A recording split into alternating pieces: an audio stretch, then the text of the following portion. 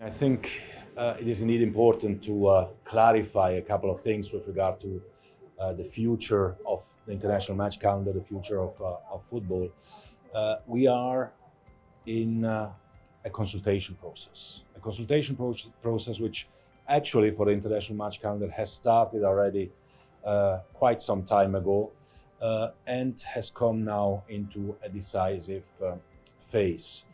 A decisive phase which was also triggered by a decision of the FIFA Congress, a mandate that the FIFA Congress has given to FIFA to study the feasibility of a World Cup every 2 years for men and for women's football, and to look, of course, into the international match calendar in this particular respect.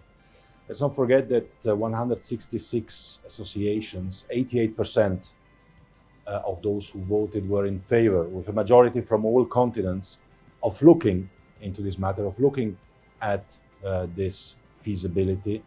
And that's what we are doing, studying the calendar, consulting everyone, starting, of course, with the protagonists of football, with the main actors of football, the players, the coaches. The process is led for men's football by Arsene Wenger, for women's football by Jill Ellis. So two top personalities of football, because this is a football project. Well, it is crucial to understand what the consultation process is. Consultation process starts, of course, with the actors, with the players, with the coaches, with the football people, because there's a football project. But football is everyone which is involved.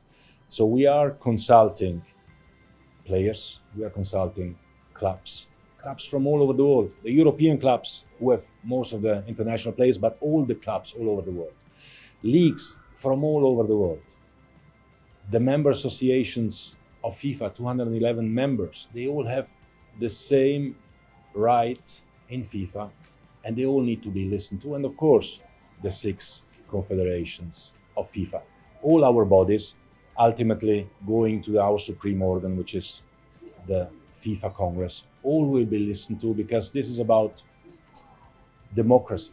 FIFA, the new FIFA, is a democratic organization, listening to everyone, an organization which is looking at its globality, which is looking at the world, which is looking at not discriminating anyone and respecting everyone. And that's why it's important to hear the views of everyone. And everyone can have their own views, and everyone will have their own interests, and that's fine. And we are respecting all voices, and it's important to get all the voices in order to make up a decision and to move ahead. The fans are the most important part of football. Is the soul of football, is the heart beating, and we are obviously consulting the fans as well in this process. We are listening to the fans, and again, here it's important also to realize that we are speaking to the fans from all over the world, not only from certain parts, not only from certain places or countries, but from all over the world, because football is the global sport. We have 4 billion people around the world watching the Men's World Cup. We have 1.2 billion people around the world watching the Women's World Cup. The voice of the fans is crucial when we decide about the future of the international match calendar, when we decide about the future of the World Cup for men's and for women.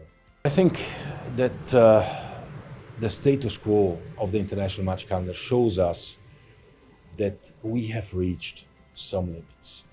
The current release period for national team football in this particular period, exacerbated by the COVID situation, shows us how difficult it is today for players to travel from one country to another, from one continent to another, to start the season, typically in Europe, to stop the season, to go for national team, to come back, to play a few games, to go again, to stop and go to a different continent, go to a different time zones. It's not good. It's not good for the health of the players. It's not good for the competitions. There are too many meaningless matches.